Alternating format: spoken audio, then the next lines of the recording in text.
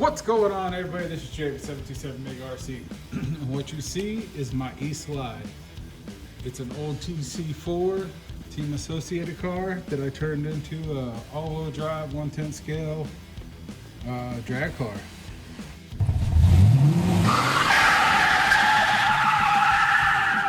And I took it out this weekend and I did some hits.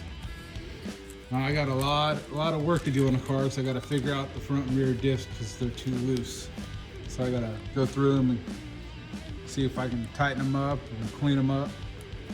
But right off the table, I did a 389 at 42 mile an hour. Then I messed with it a little bit, and I got a 374 at 46. Then I messed with it a little bit more, and it went down. I did 377 at 45. Then I messed with it some more and did a 349 at 46. But yeah, I gotta tear it apart and look at the front and rear diffs.